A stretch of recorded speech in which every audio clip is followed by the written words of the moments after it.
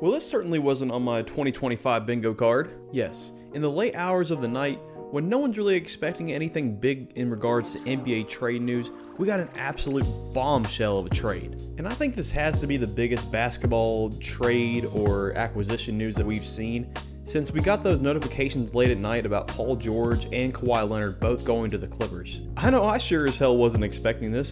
I mean, I was just on my Xbox playing Balatro and trying to still cope with John Cena losing in the Royal Rumble when I get this notification on my phone. And at first, I think I, as well as everyone else, thought it was like a hacked tweet or just something from one of those fake Twitter accounts. But no, there's confirmation now that it is real, and here we are now with one of the biggest trade deadline moves in recent NBA history. But now let's get into the details of this trade.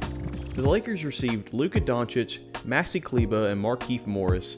The Mavericks received Anthony Davis, Max Christie, and a 2029 Lakers first-round pick.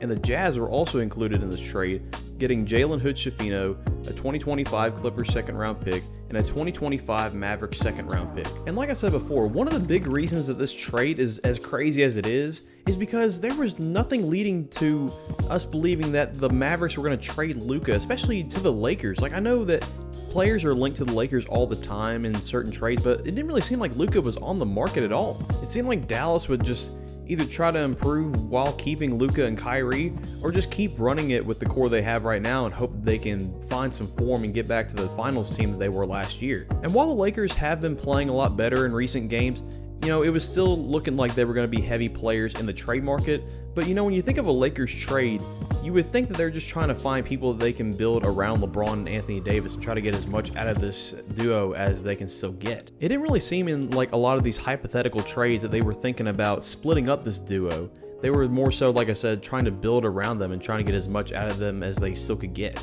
Now, in regards of who won this trade, I think obviously it's the Lakers. Shams recently tweeted that the Mavericks actually approached the Lakers about trading them Luka Doncic. The Lakers got together and figured out that while they may not win as much right now, they have potential to have Luka Doncic be the face of their franchise for the next decade, as he's only 25 years old. So yeah, now they actually have a younger player that they can build around once LeBron retires, because he is 40 years old. So he may have 1 or 2 years left before he's really out of it, and then now Luka can fully take over the team and you can start to build around him again. It's like a more graceful changing of the guard. The one big problem for the Lakers in this trade, though, is that now, because they trade Anthony Davis, they really don't have a good, consistent big man on the roster anymore. I do get the idea and the want to trade Anthony Davis because he is going to be 32 here soon, and he's having a really good, healthy season. So it makes sense for the Lakers to try to capitalize on that and try to get somebody better that can help them in the long term. But my guess is that they understood this when they traded him, so I'm sure they're going to be hunting either on the buyout market or the trade market for another starting caliber big.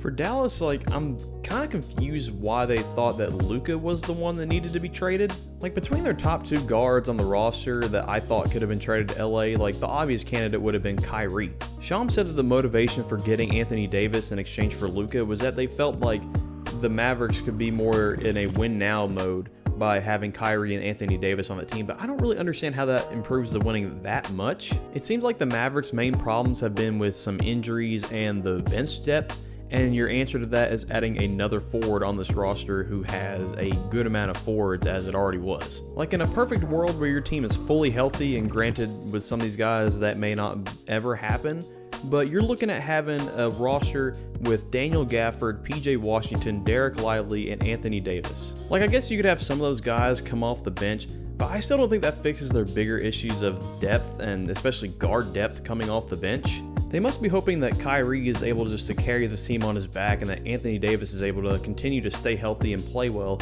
and fit well in this Mavericks system. I will say that adding Anthony Davis does improve the Mavericks defense a hell of a lot.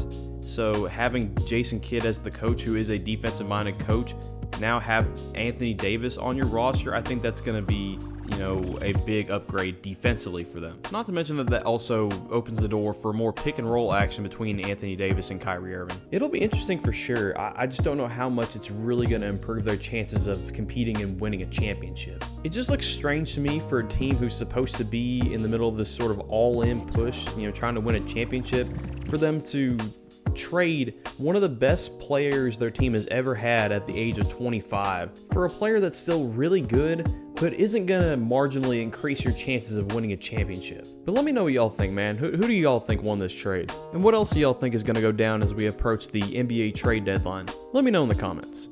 Like and subscribe if you enjoyed. Thanks for watching, and I'll catch y'all later. Doncic pulls up, three-pointer. Bang! Bang! It's good! Doncic wins the game at the buzzer!